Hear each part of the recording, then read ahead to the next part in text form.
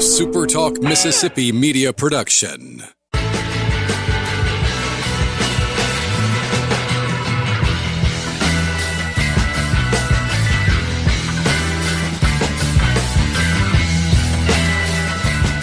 What's up? Welcome in on this Thursday night, a day ahead of what will be a huge series for Ole Miss baseball. I assume you guys are going to have some comments about that.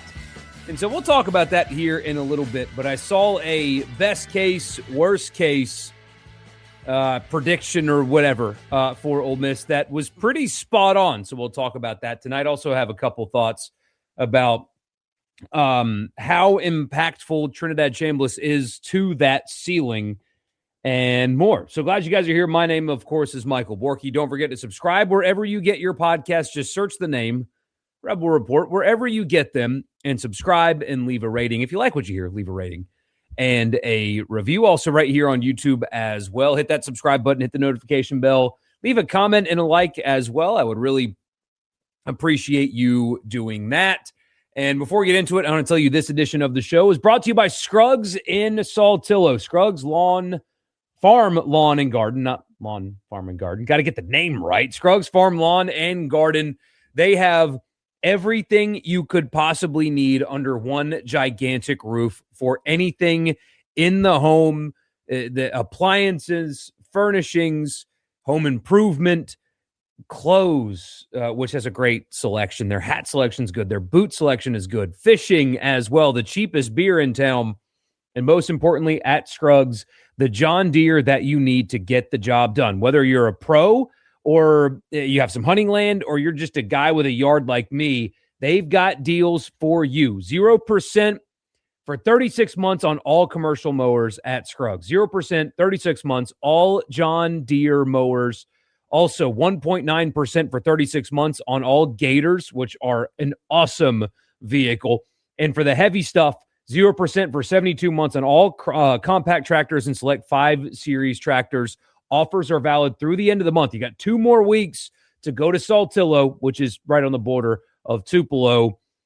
Don't wait. 3575 Tom Watson Drive in Saltillo at Scruggs. They have what you want for less. And when you go, tell them that it was me that sent you there. All right. I saw this from CBS Sports. Just a very typical offseason best case scenario, worst case scenario for every team in the top 25. Brad Crawford was the guy who wrote it. I don't know where the top 25 came from. I assume it's theirs. They have Ole Miss all the way down at 20. Behind Washington and Utah, who's replacing their coach. Ole Miss is too, obviously. Behind Missouri, behind Louisville, who Ole Miss will play in week 1, behind Alabama, behind LSU. They have Miami at 13, which is a little surprising to me. USC at 11, which makes no sense to me. Michigan all the way up at 9. It is an interesting ranking for sure. But Ole Miss down at 20, and here's what they said for the best case and worst case for Ole Miss in 2026. Best case, 11-1, 8-1 in the SEC. Go ahead and give Pete Golding the SEC's Coach of the Year honor if he takes them to 11 wins, matching last fall's total during the regular season. With Trinidad Chambliss and Kejuan Lacey back, that's a tandem that should combine for 40 or more touchdowns despite a schedule that includes 5 teams in CBS Sports' way too early top 25. Worst case scenario, 7-5, 5-4 in the SEC. Reinforcements on defense along the offensive line and in the wide receiver room would have to go belly up for Ole Miss to drop outside of the national rankings completely, but it's possible given the slate. The Rebels open against Louisville and Nashville, then host LSU in their season opener in conference play 2 weeks later. They have Texas, Georgia, and Oklahoma during the second half. Those are all losable games. That is very fair. I mean, I don't think they're going undefeated. So it's just so hard to do. And especially with the schedule being a lot more difficult this year than it was a year ago. I don't think that's on the table. But 11-1 is absolutely on the table, considering the returning offensive production, quarterback, running back, the 3 interior offensive linemen. You guys know all this already. You know exactly why Ole Miss is a team that very well could make the playoff again with this roster. So that's on the table. But they could miss evaluations. right? The tackle position could be really bad.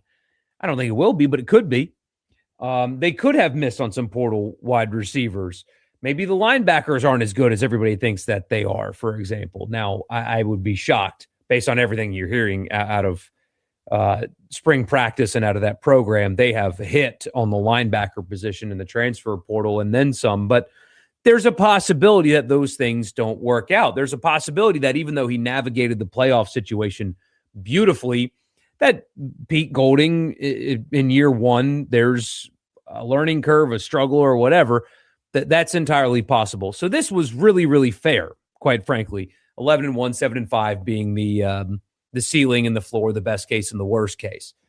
I will say, though, had a conversation today with our Sports Talk draft correspondent and Rob Paul. I'm going to cut the Ole Miss stuff out and bring that to you in an extra edition of the show. Aired it on the radio show this afternoon, but for those of you that did not hear it, a lot of really good stuff from him. We talked a little bit about Jackson Dart with the Giants, but also DeJon Stribling, who he really likes. Trey Wallace, Xavier Harris, the two tackles that are now off to the NFL and stuff like that. It was a really good conversation. And in that, I asked him about Trinidad Chambliss. And, you know, he said he probably could have been QB3 in this draft, maybe slipped into the late second round, possibly. But he had really good insight on what makes him and what made him have a special season last season, and what's so comforting for you, the Ole Miss fan, knowing that Trinidad Chambliss is your quarterback. The things that he does best are not dependent on scheme, if that makes sense. And all of the things that he brought with him, remember, he brought so late. There was no time for development. He joined the team as late as he did, and the second he stepped on campus, he was blowing people away. And obviously, the second he took a start in week 3, he was basically perfect for almost the entire season. That was a ready-made guy. He arrived on campus with the traits that, frankly, you can't teach. The things like, at no point did he ever look flustered, right? The poise, the mental makeup, those kind of things, the decision-making, the athleticism, the escapability. You can work on a lot of that, but there's a lot of natural ability in what he does, and the things that he does best: decision-making, escapability out of the pocket, maturity, the inability to get flustered. All of those things don't leave with a coordinator. A coordinator doesn't make what he has good. What he has is a thing that transcends coordinator. And so having a guy like him on your team, just the veteran calming presence, but the maturity, the intellect, the decision-making, and all of those things, I have maybe Chad Kelly, but since I've moved to Mississippi in 2014, right? So I did not get here. I was not here during the Eli years. I don't think I've ever been more confident in a quarterback living up to and carrying the weight of the expectations that he has in the way that I do Trinidad Chambliss. I think that, like I said, everything that he does well is inherent and not something that is created by a play caller. And so even with John David Baker stepping in and Weiss and Kiffin leaving, I don't think that what makes him great changes. And you've seen, especially lately in college football, how unbelievably valuable that type of person at that position can be.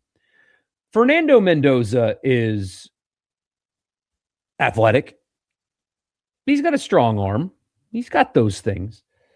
But what made Indiana great and what made him great this year was all of the other stuff and how valuable his maturity, like how infectious he was, how guys wanted to play for him, how players respected him, the the routine, all of those things.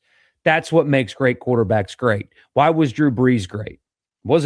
He was super accurate throwing the football, but he wasn't the biggest or the strongest or the fastest, right? It was mental. It was leadership. Same thing with Brady, process, etc. And I'm not saying that Trinidad's going to go win a Super Bowl in the NFL, but what you're seeing now is, especially in the era of player movement and rosters flipping over and a whole new crop of wide receivers and those kind of things, when you've got somebody like him, a steady hand, a steady voice, and a leader like him, it's even more valuable than it was 5 years ago.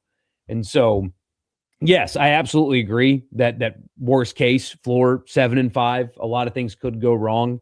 I just think when you've got a guy like him, it's hard to imagine this team bottoming out, considering the type of leader and type of player they have at the most important position on the field.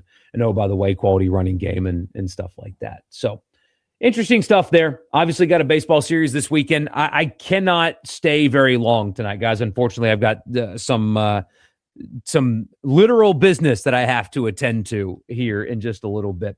But I will read some of your comments, and then we'll get out of here on this abbreviated edition of the show. Brought to you in part by Logan Smith Shelter Insurance. Auto, home, life, or insurance for your business anywhere in Mississippi. If, again, you need auto, home, life, or insurance for your business anywhere in this great state, 601-823-3500. That's the phone number, 601-823-3500. Give them a call, get a quote, tell them that it was me that sent you there. Logan Smith Shelter Insurance, giving you the quality of service and what is a increasingly frustrating field that is insurance. Go to somebody that will take care of you, that will get to know you, that will acknowledge you, and that will be Logan Smith at Shelter Insurance. Check him out there. Also, Priority One Bank, they make you their priority every day with their online banking platform, local loan servicing and decision-making, 16 locations in Mississippi. Switch and bank with me at Priority One Bank. Say, sup, Porky? What's up, Muhammad? How you doing, man? I'm sure that's your name there. Man, good to see you though. Heck yeah, glad you're finally getting to catch a live. Good to see you, Joseph. Also with the super chat, really appreciate you, man. Completely unnecessary, but thank you. Very appreciated. You say Neil and Chase said that Chancellor Boyce is warning us that we're getting close to the day a football/basketball team refuses to take the field. A strike. In your opinion, what would a strike do to college football fans?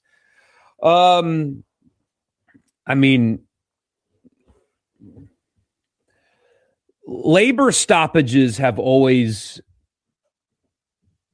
created a rift and had some damages that lingered. But look at every sport that has had one. They've recovered. I don't think that... what's the reason why? That's the next question is, okay, they refused to take the field. Why? What was the reason? Was it because they were given contracts and those contracts weren't fulfilled? Because that's not the player's fault. If you offer me a contract and you agree to pay me a certain amount and you don't pay me, I am not providing you the service that you're supposed to pay me for. So if that's the reason, some people will get annoyed, but I don't think that'll have damaging effects because the overwhelming majority of people not only accept that players get paid, but think that they should. As we're learning, it's a minority opinion that college football players should not get compensated. So if a team refuses to play because they don't get what was contractually obligated to go to them, well, it won't bother me one bit. If they just refuse to play because they refuse to play, that's maybe different. But I don't know. Maybe I'm naive. Man, if you come to an agreement, a financial agreement with somebody, and you fulfill your end and they fulfill their end, you're not going to have a strike. You're not going to have that. But I also think that they should stop treating football and men's basketball like they're tennis and golf and collectively bargain with them. And yeah, it's hard. Yeah, it's difficult. Yeah, a lot of things have to happen and it's easier said than done, but they should have done this years ago and they could have been working on it for years because the quarterback is not the same as the tennis player. And we need to stop pretending like they're the same. But you guys know that about me already. College has never had to deal with a labor work stoppage before. What happens to the body shop guy who lives in Pontotoc that goes to Hemingway and watches games? Does he come back when the strike ends? I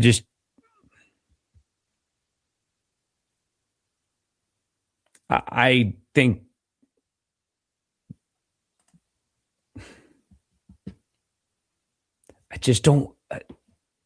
I don't think that's going to be a widespread, rampant issue. I really don't.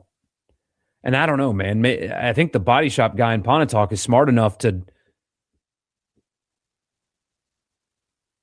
understand that if that's the reason why, I don't know. I mean, there's just that's an empty. I'm yapping. Sorry, guys. I'm yapping too much. But there's just why did they do it? I have to know why they did it before we react to the hypothetical. I think. What position group do you think has the biggest gap between floor and ceiling? Probably receiver or tackle. Offensive line. Offensive line has the biggest gap between floor and ceiling because of the tackle position. Yeah, I think the wide receivers floor's higher than offensive line, but now offensive line has an incredibly high ceiling too. Returning those three guys in the middle is huge. Veteran leadership on that offensive line is massive, right? So if you figure tackle out, then you are really cooking with gas with what you have up front on the offensive line. But if you don't, and that position is a revolving door and guys don't translate like you thought they would, et cetera, then you got a problem on your hands, right? I think that's the position group with the biggest ceiling and floor. 7 wins would be such a letdown and a regression. Oh my gosh, yeah. I mean, you'd have Byers or Morris on Golding. Any updates on the basketball transfer portal? Correct me if I'm wrong. Ole Miss does not have a complete roster at the moment. No, not even close to a complete. No, there's a lot of work to do for Chris Beard in the transfer portal. You got to see when it's complete before you react to it. But so far, the start of the portal is not something to throw a parade over. But it's not over yet. You know, the roster has not been completed. And so kind of hold off on giving a sweeping judgment one way or the other until it's over. Most underrated position group, I think it's running back by far. Ooh. Tight end by the end of the season will be the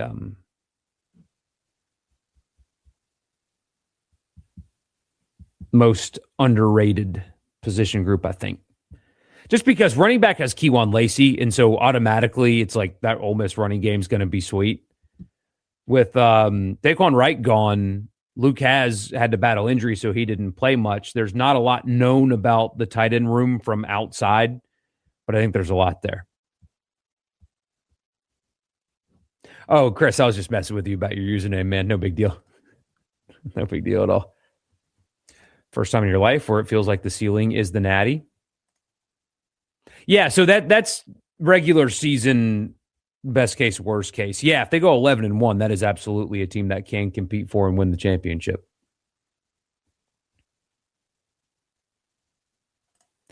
So excited about Trinidad and Lacey. Those guys are out of this world. Started watching almost football in 2020. Never seen anything like what they are. Studs. So why did you start? Did you, is that when you decided to go to school there? I'm curious. Why did you start in 2020? No wrong answer, by the way. I am not somebody that fan shames anybody that, like, if you adopt a team because you adopted the team, okay. You know, Ole Miss needs more people that didn't go to Ole Miss to be fans. You look around the Jackson area where I live, and I mean, you go into stores and they've got Alabama, like you go into the pet store here and they've got like dress your dog in an Alabama sweater. Anyway, so are you a student? Did you? I would love to hear it.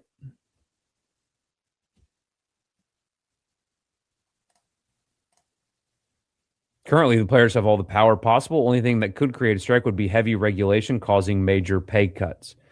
And the only way that heavy regulation comes is through an effectively illegal way or a way that could violate American antitrust law, and they'll just take that to the Supreme Court, or they collectively bargain, in which the players would have a say.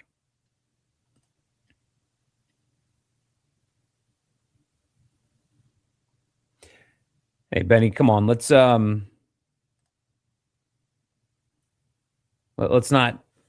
act like that in the comments, man. We're all friends here.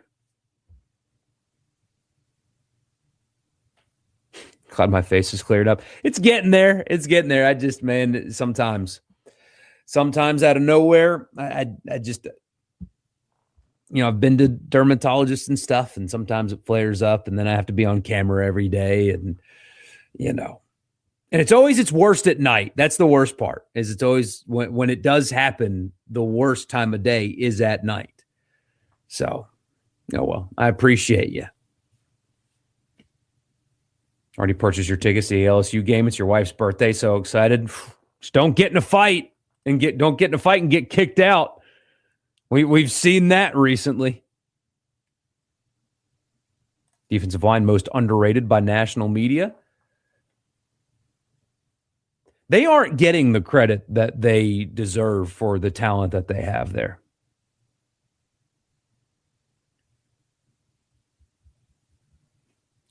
Okay, grew up a Giants fan. Your mom telling you to hate Tom Brady because the GOAT is Eli Manning. Much love to the Manning family. Perfect.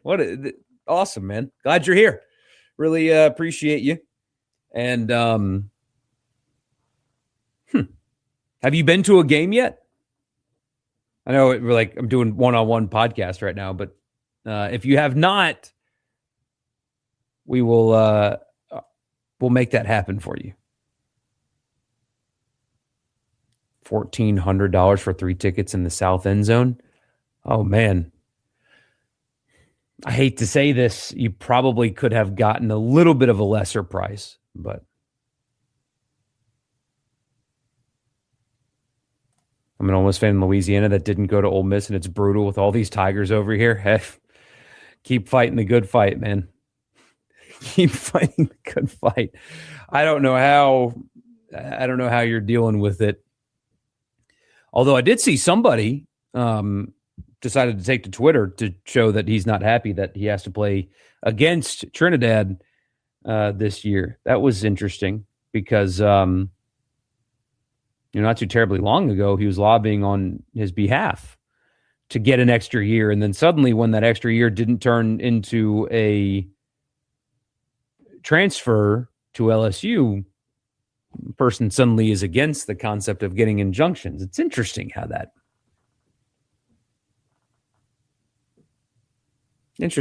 works.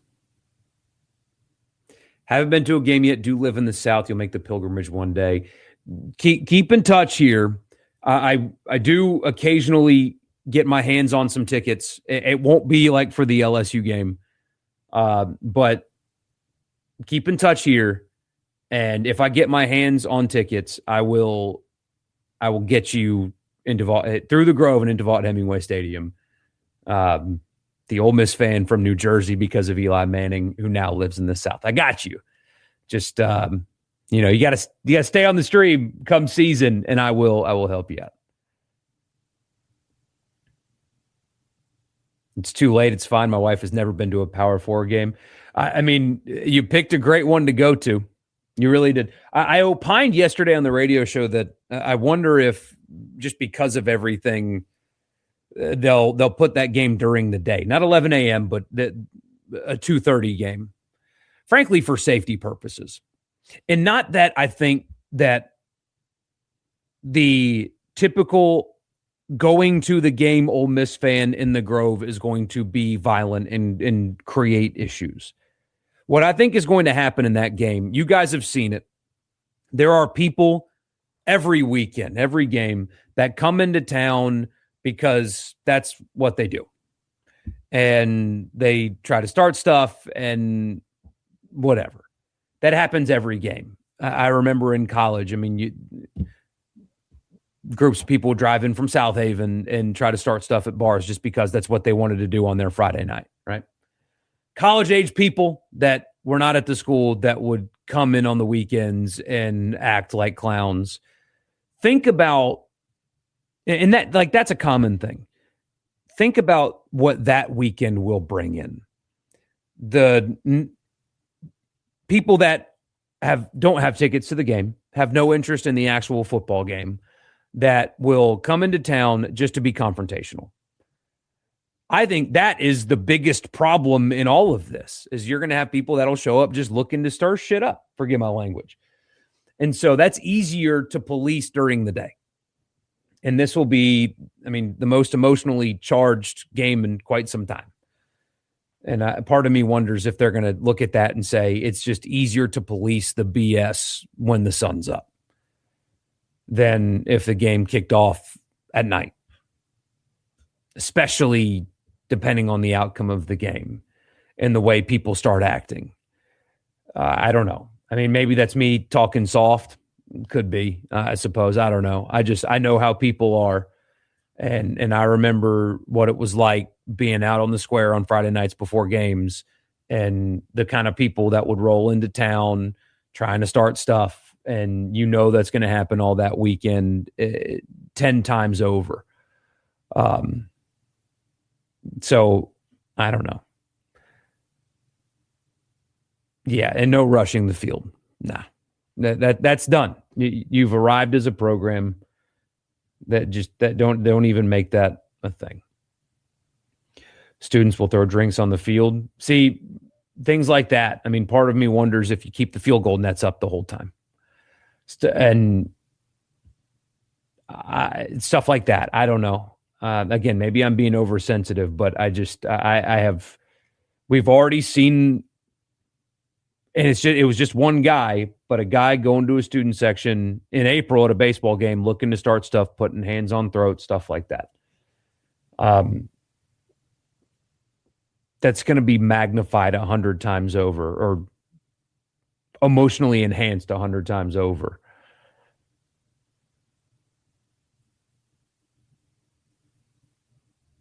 You guys, and when I talk about this, and just like I did on the radio show, the people that are going to start stuff aren't listening. But you said they won't do this, but I heard someone say there won't be any alcohol sales in Vaught Hemingway that day. Oh, there's no way.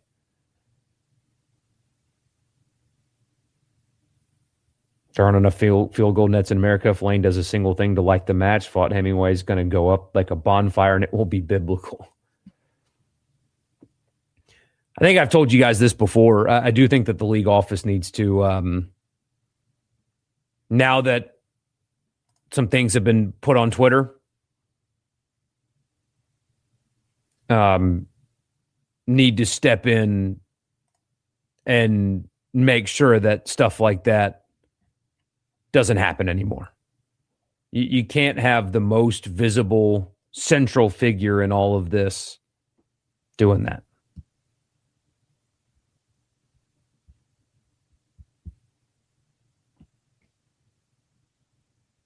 So I'm a bit behind, but the body shop guy in Pontotoc isn't going to leave because there isn't an alternative in Mississippi for him. Ole Miss and State are the only game in town. And they played the games, but remember during COVID, people thought that when you don't let anybody in the stadium, they're never going to come back. And what is the first thing everybody did? The second they were allowed to, they were able to come back. That disruption didn't change habits. Now, again, I know the game was played. It's a different circumstance, but you guys weren't allowed in the stadium for an entire season, and you came right back the second you were able to. I think that we keep hearing people say college sports is dead, or this is the death of college sports.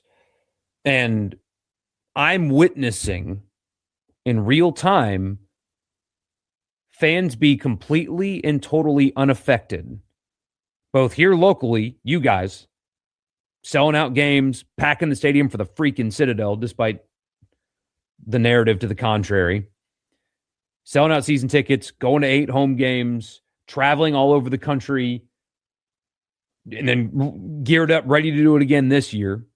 Ratings nationally are huge. Stadiums are packed out for the decent games all over the country. And, oh, well, but, you know, the FCS games have never had full stadiums across the country. So people are showing up. People are watching. If the sport's dead, when does it die? When does it die? I think, frankly, a lot of people have talked about this, but you simply just might be too connected to where nothing will ever stop you from doing it. Kids my son's age, maybe that's the generation you need to worry about. But you guys, COVID didn't deter you. Players getting paid. Transfer portal didn't deter you. More accessible games on television didn't deter you.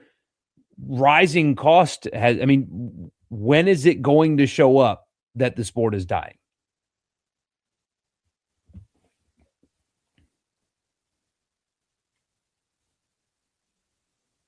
Greg Sankey's a powerful dude who doesn't like to use his power.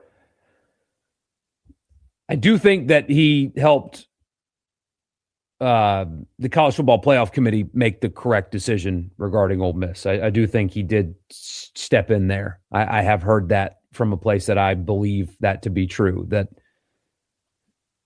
he made sure that they understood that the entire coaching staff was sticking around, blah, blah, blah, all that stuff. But, I mean, you've heard me before. I am not the biggest fan of a lot of decisions that the league office has made lately. If you win, it's okay, but when you don't, it really doesn't work. Look at Arkansas and Kentucky as my two examples. But here's the thing. When have anybody ever supported awful teams? When has that ever happened? Arkansas's been awful for a decade. When has a team that's gone through 10 years of bad football ever shown up, had a fan base that filled up every game? You know, almost had some bad years, man. I went to the Louisiana Tech game in, was it 2011? There's 15,000 people in the stadium. 5,000 by the fourth quarter. Maybe. Look at the pictures at the Cal game with John Rice Plumlee. The amount of empty seats in that one. I mean, people have never supported losers. Ever. So I don't buy necessarily that talking point either. Is well, when the team loses, it's easier to check out. Well, yeah, we've always checked out when the team lost, and that's every fan base. Look around. When the teams have been bad, nobody has gone to watch them play.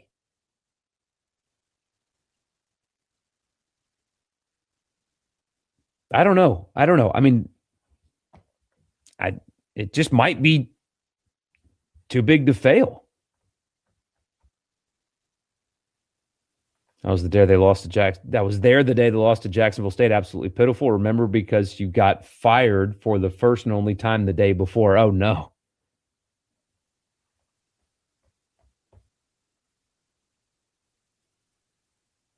Do I think Ole Miss deserved to go to the playoffs in 24? Absolutely not. And I talked about that at length. I thought the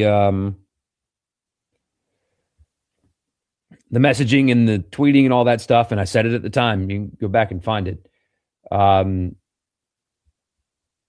a little embarrassing considering just don't lose to Kentucky. I did not agree that Ole Miss should have made the playoff in 24. I think that was was as simple as don't lose a game to the worst team in the league or one of the worst teams in the league if you want to make the playoff. And if you don't, you only have yourself to blame. So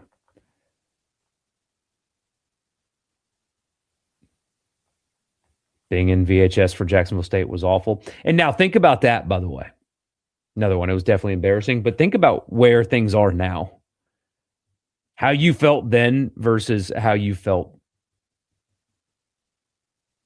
New Year's Day in New Orleans. New Year's Day in New Orleans makes all of those feelings worth it, right? That's why you do it. That's why you do it.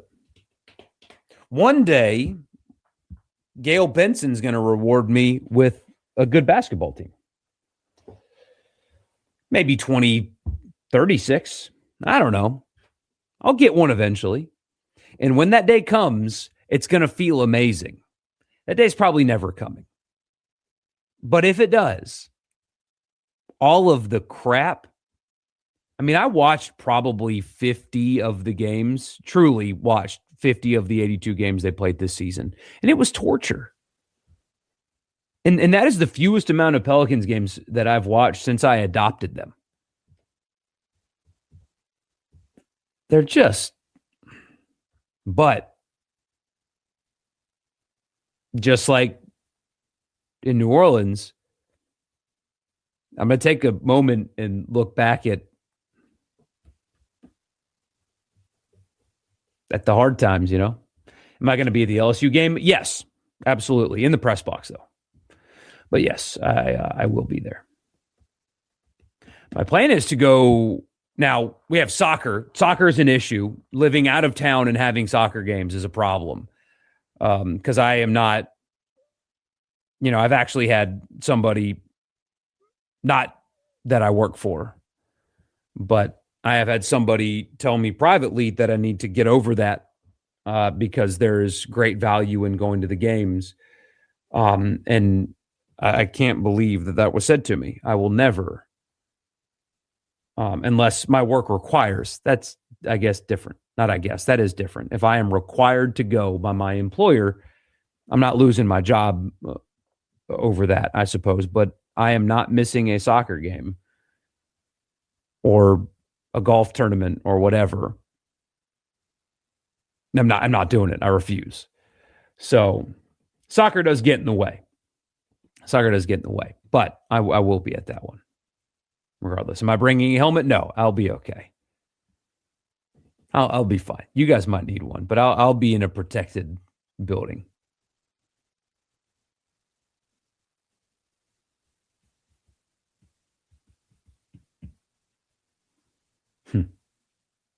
We went longer than I intended, but that's okay. A lot of just random off the wall. We didn't even really talk baseball at all. Huge series this weekend.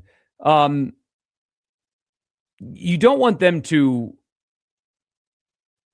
slide backwards, but I do think if they just go up there and get one, it's okay, depending on how it looks. Like if the offense regresses and they only put up 2 runs in 2 games and stuff, maybe we're having a different conversation. But just go out there, go get one, come back home, and you're okay. But it is a big series. It's kind of a prove-it series. They appear hot right now. How hot are they? We're about to find out. So anyway, I appreciate you guys. We'll be back live on Sunday night. Have a great weekend. Enjoy your baseball. I'll talk to you then.